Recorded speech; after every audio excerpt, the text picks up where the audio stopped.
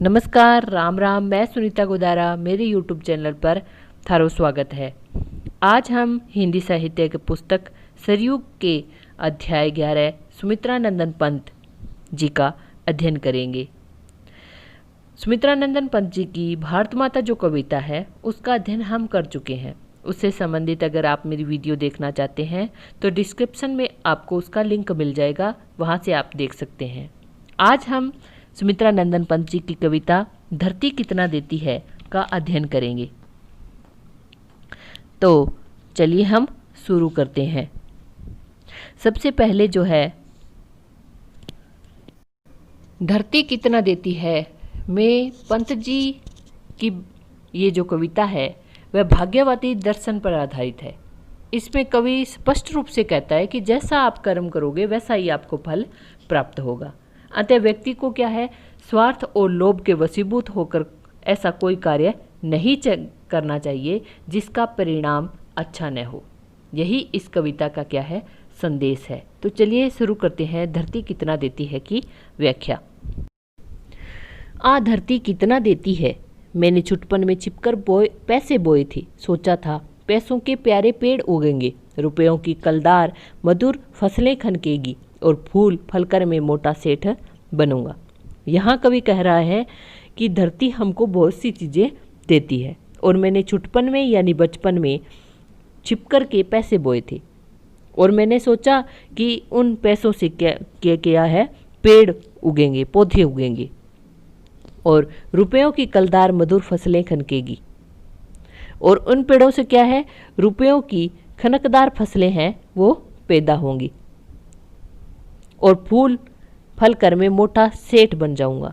और क्या होगा, मैं क्या है, फूल फल कर मोटा हो जाऊंगा और धनवान सेठ बन जाऊंगा। पर बंजर धरती में एक अंकुर न फूटा, बंध्या मिट्टी ने एक पैसा उगला। यहाँ कवि कह रहा है कि बंजर धरती में एक अंकुर फूटा, यानी किंतु ऐसा नहीं हुआ क्योंकि बंजर भूमि थी यानी अनुपजाऊ भूमि थी और मैंने क्या है उसमें पैसे बोए और पैसों का एक भी पेड़ है वो नहीं उगा। बंध्या मिट्टी ने न एक पैसा उगला और उस अनुपजाऊ, बंध्या का अर्थ है अनुपजाऊ, और उस अनुपजाऊ मिट्टी से एक भी रुपया नहीं उपजा। सपने जाने कहाँ मिटे कब धूल हो गए, यानी मैंने जो सपना देखा था कि पैसों के पेड़ उगेंगे और मैं धनवान सेठ बन जाऊंगा, वो सपने हैं वो सब नष्ट हो गए और मैं कवि जो है निराश हो जाता है। मैं हताश हो बाट जोता रहा दिनों तक, बाल कल्पना के पलक का पावड़े बिछाकर, यानी मैं निराश हो गया और लगातार कुछ दिनों तक क्या है इंतजार करता रहा। बाट जोना का अर्थ है प्रतीक्षा करना, कि मैं प्रतीक्षा करता रहा कि पैसे कब उगेंगे। बाल कल्पना के अपलक पावड़े बिछाकर, बाल कल्पना से अर्थ ऐसे है जैसे बचपन में हम कोई कल्पना करते हैं, हम जो सोचते हैं। अपलक पावड़े बिछाकर यानी जिस प्रकार कोई सम्माननीय पुरुष हमारे घर आता है या फिर कहीं सम्माननीय पुरुष को हम स्वागत करते हैं तो हम क्या करते हैं, कपड़ा बिछाकर उसका स्वागत करते हैं। तो उसी प्रकार क्या है, मैं भी क्या है उस आशा के साथ बचपन की कल्पना में डूबकर रुपयों के उगने और पौधे बनने की प्रतीक्षा करने लगा। मैं अबोध था, मैंने गलत बीज बोए थे, यानी मैं अबोध था, अज्ञान से ग्रस्त था, मुझे ज्ञान नहीं था, इसीलिए मैंने क्या है गलत बीज बोए, क्योंकि पैसों के कभी पेड़ नहीं उगते हैं। कवि ने क्या है बचपन में गलत बीज बोए। ममता को रोपा था, तृष्णा को सिंचा था, यानी रुपयों के रूप में मैंने क्या है ममता और तृष्णा को बोया, उन्हीं को सिंचा। अर्धसती हैराती निकल गई तब से, यानी जो बचपन की घटना है उससे लेकर अब तक क्या है 50 वर्ष है वो बीत चुके हैं। कितने ही मधु पतझर बीत गए अनजाने, यानी उस समय से लेकर इस समय तक न जाने कितने ही मधु का अर्थ होता है बसंत, पतझड़ की ऋतुएं, यानी बसंत और पतझड़ की ऋतुएं कितनी ही आई और चली गई। ग्रीष्म तपे और कितनी ही ग्रीष्म ऋतु आई है और चली गई है। वर्षा फूली और कितनी ही वर्षा ऋतु वो आई, यानी अनेक बार आई। पेड़ पौधे हैं वो खिले, सर्द मुस्काई। और सर्द ऋतु भी क्या है, सर्द ऋतु का जो ठंडा हल्का फुल्का मौसम था वह भी आया और गया। सी कर हेमंत कपे तरु झरे खिले वन। और क्या है, हेमंत ऋतु भी आ गई और हेमंत ऋतु में क्या है, तेज सर्दी पड़ती है। तो क्या है, मुँह से सी की आवाज़ें हैं वो निकलने लगती है। हेमंत ऋतु अनेक बार आई। शरीर क्या है, बर्फीली ठंड के कारण कांप उठता है। तो क्या है, सी निकलने लगती है मुँह से। तरु झरे खिले वन। और पेड़ हैं उनसे भी क्या है, पत्ते झड़ने लगे और फिर से क्या है, वन है वो खिलने लगे। इस प्रकार क्या है, कवि के 50 वर्ष बीत गए। यानी 50 वर्षों में न जाने कितनी ही बसंत आई, कितनी शीत ऋतु आई, कितनी ग्रीष्म ऋतु आई, कितनी ही वर्षा ऋतु आई, कितनी ही सर्द ऋतु आई। लेकिन समय बीत गया और जैसे बचपन में मैंने जो आशा देखी थी वैसा मैंने सपना सजोया था वैसा सपना है, उसके बारे में कुछ भी नहीं सोचा। यानी 50 वर्ष ऐसे ही बीत गए। लेकिन 50 वर्ष के बाद क्या हुआ है वो आगे की कविता में कवि बता रहा है। ओ जब फिर से गाड़ी उदी लालसा लिए, गहरे कजरारे बादल बरसे धरती पर। फिर कवि कह रहा है कि एक दिन बड़ी ही लालसा के साथ क्या है, गहरे कजरारे यानी घने काले बादल है वो धरती पर बरसने लगे। और धरती पर क्या है, चारों ओर क्या है, घना अंधकार छा गया। कजरारे मतलब काले बादल, जिससे क्या है, अंधेरा सा हो गया। और धरती पर क्या है, बरसात हुई और धरती क्या है, गिल्ली हो गई। मैंने कौतूहलवश आंगन के कोने की गिल्ली तह में यूं ही उंगली से सहला कर बीज सेम के दबा दिए मिट्टी के नीचे। कौतूहलवश यानी जिज्ञासापूर्ण क्या है, कवि कह रहा है कि मैंने आंगन की जो गिल्ली मिट्टी थी उसमें क्या है, उंगली से सहलाकर उस मिट्टी को क्या है, उंगली से ही कुरेदा और उसमें क्या है, सेम के बीज है वो दबा दिए। भू के अंचल में मणि माणिक बांध दिए हों। और ऐसा लग रहा था, सेम के बीज दबाने पर ऐसा लग रहा था जैसे मैंने धरती के आंचल में मूल्यवान रतन बांध दिए हों। मैं फिर भूल गया इस छोटी सी घटना को। इस छोटी सी घटना किसके लिए कहा गया है, सेम के जो बीज कवि ने बोए थे उसके लिए कहा गया है कि मैं ये जो सेम के बीज हैं उनको बो दिया और इस घटना को क्या है, मैं भूल गया। और बात भी क्या थी, याद जिसे रखता मन। यानी ऐसी कोई बड़ी बात भी नहीं थी। यानी मैंने तो बीज ही बोए थे और भी इतनी बड़ी बात नहीं होने के कारण क्या है, मेरा मन भी क्या है उसको कैसे याद रखता। किंतु एक दिन जब मैं संध्या को आंगन में टहल रहा था, वह तब सहसा मैंने जो देखा। यानी कवि यहाँ कह रहा है कि फिर कुछ समय जैसे बीत गया, लेकिन एक दिन क्या है, मैं संध्या के समय, सायंकाल के समय अपने ही आंगन में क्या है, टहल रहा था। तब मैंने सहसा यानी अचानक मैंने देखा, उससे हर्ष विमोढ़ हो उठा मैं विस्मय से। विस्मय का अर्थ होता है आश्चर्य से। यानी कवि कह रहा है कि हर्ष विमूढ़, हर्ष मतलब खुशी होना और विमूढ़ हो जाना मतलब शुद्ध बुद्ध खो देना। यानी अचानक उसने देखा और अत्यंत प्रसन्न भी हुआ और शुद्ध बुद्ध खो बैठे, आश्चर्यचकित हो गए। क्या देखा आंगन के कोने में कई नवागत छोटा छोटा छाता ताने खड़े हैं। नवागत नया आया हुआ, यानी उन्होंने देखा कि आंगन में अनेक प्रकार के नए छोटे छोटे पौधे उग गए हैं जो ऐसे लगते हैं जैसे छाता लिए खड़े हों। यानी ऐसे जैसे नवागत का मतलब होता है जैसे कोई नया आगंतुक आता है, घर में आता है, उसी प्रकार क्या है वो पौधे भी क्या है, छाते लगाए हुए आगंतुक के समान प्रतीत हो रहे थे। छाता कहूँ कि विजय पताकाएं जीवन की, यानी कवि उनको छाता अथवा विजय की घोषणा करने वाले झंडे भी कह सकते हैं। या हथेलियां खोले थे वे नन्ही प्यारी, जो भी हो वे हरे हरे उल्लास से भरे।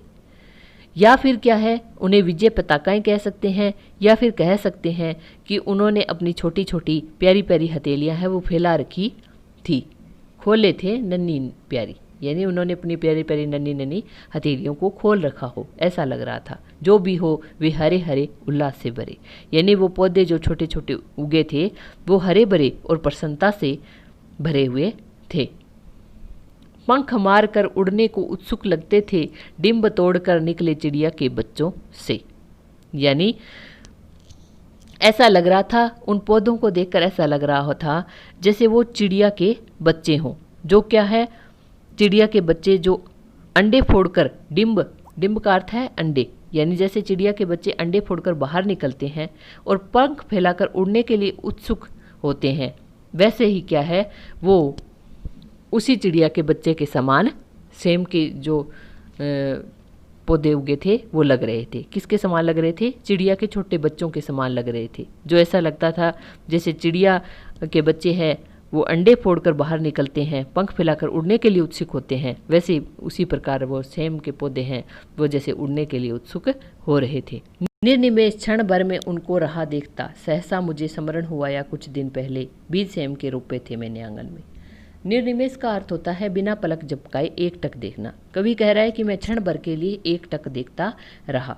सहसा मुझे स्मरण हुआ या, सहसा यानी अचानक मुझे स्मरण आया, याद आया कि कुछ दिन पहले मैंने क्या है, सेम के बीज आंगन में रोपे थे और उन्हीं के से बोने पौधों की यह पलटन मेरी आंखों के सम्मुख अब खड़ी गर्भ से नन्हे नाटे पैर पटक बढ़ती जाती है।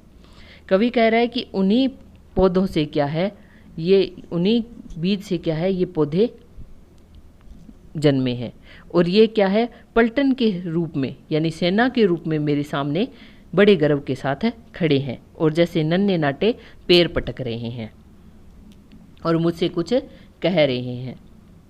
तब मैं उनको रहा देखता धीरे धीरे, और तब मैं क्या है, लगातार उन्हें धीरे धीरे देखता रहा।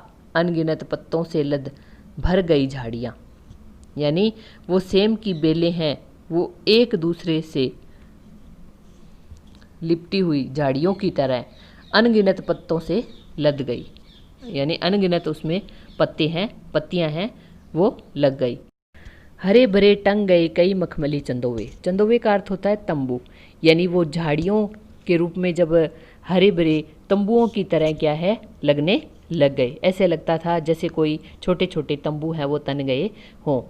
बेलें फैल गई बल खा आंगन में लहरा, और बेलें हैं वो बल खा करके यानी एक दूसरे से लिपट करके आंगन में फैल गई और लहराने लगी। और सहारा लेकर बाड़े सी टट्टी का हरे हरे सो झरने फूटे पड़े ऊपर को, और सहारा लेकर बाड़े सी टट्टी, बाड़े सी टट्टी का अर्थ है बाड़ा, जो पेड़ पौधों का बाड़ा बनाया होता है, या फिर टट्टी का अर्थ होता है झोंपड़ी, यानी जो झोंपड़ी की तरह सुरक्षा कवच जो बनाया हुआ था आसपास, उसका सहारा लेकर है बेलें क्या है, ऊपर की ओर चढ़ने लगी। और ऊपर चढ़ते हुए कैसे लग रही थी, हरे हरे 100 झरने फूट पड़े ऊपर को। ऐसा लगता था जैसे 100 झरने यानी सैकड़ों झरने हैं वो ऊपर को फूट पड़े हों। इस तरह से झरनों के समान वो बेलें हैं वो लग रही थी। मैं अवाक रह गया, वंश कैसे बढ़ता है। बेलें हैं वो तेजी से क्या है, बढ़ रही थी, विकसित हो रही थी। तो कभी भी क्या है, अवाक रह गया, यानी उनके मुंह से आवाज़ नहीं निकली कि मैंने देखा कि परिवार किस तरह से आगे बढ़ता है। छोटे तारों से छितरे फूलों के छिंटे जागों से लिपटे लहरी श्यामल लतरों पर सुंदर लगते।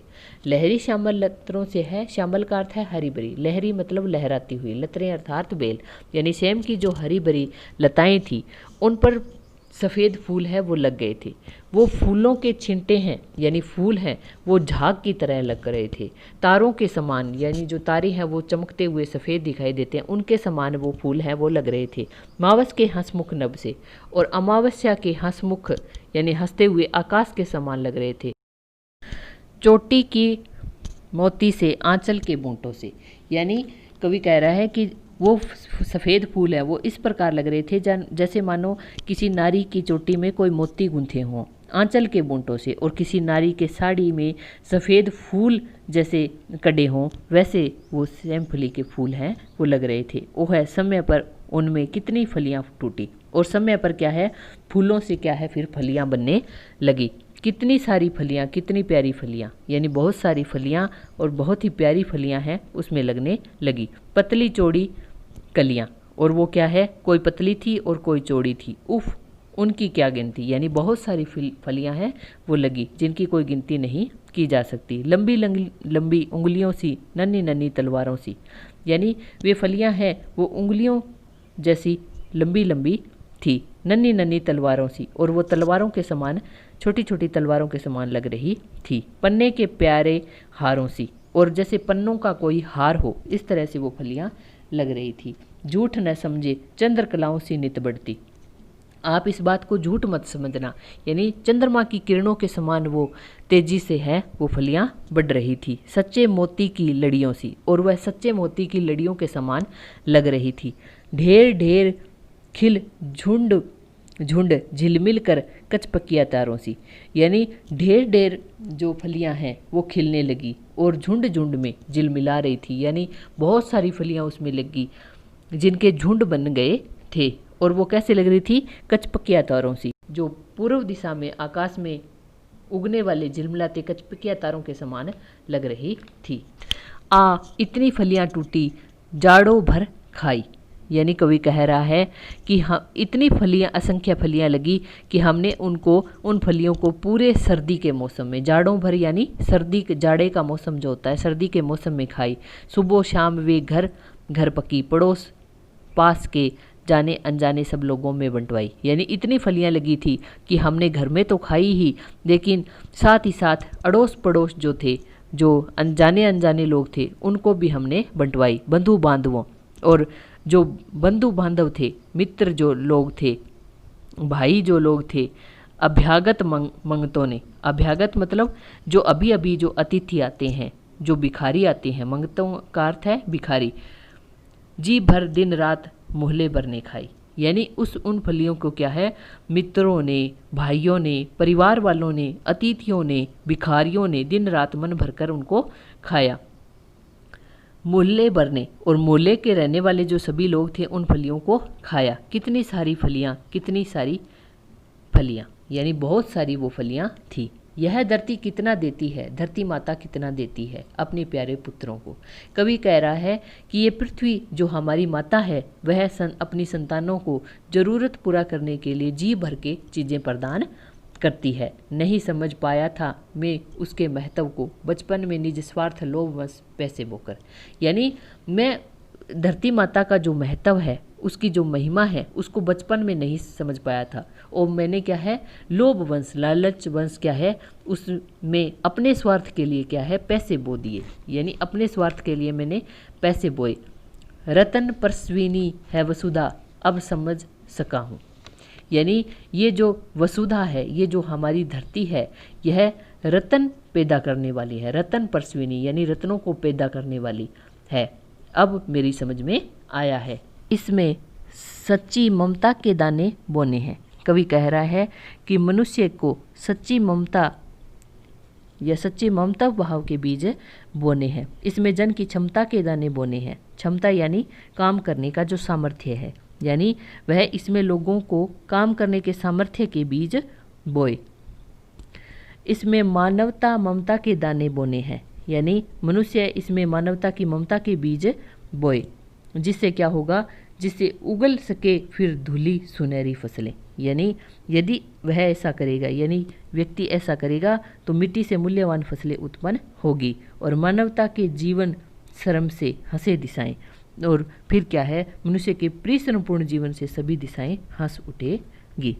यानी इसके माध्यम से कवि यही कहना चाहता है कि लोगों को धरती पर एक दूसरे के प्रति ममता की भावना रखनी चाहिए और कार्य क्षमता में वृद्धि करनी चाहिए। मनुष्य के बीच समानता का भाव है वो उत्पन्न करना चाहिए। लोगों में परस्पर क्या है, प्रेम होना चाहिए। कार्य करने में उत्कृष्ट एवं उन्नत होंगे तो ही क्या है, जो अच्छी फसल उत्पन्न हो सकेगी। हम जैसा बीज बोएंगे वैसे ही फल हमें प्राप्त होंगे। मनुष्य जैसा कार्य करेगा और वैसा ही परिणाम उसको मिलता है। अगर आपको मेरी वीडियो अच्छी लगे तो मेरे चैनल को सब्सक्राइब कीजिए, लाइक कीजिए और शेयर करना ना भूलिएगा। धन्यवाद। Thank you.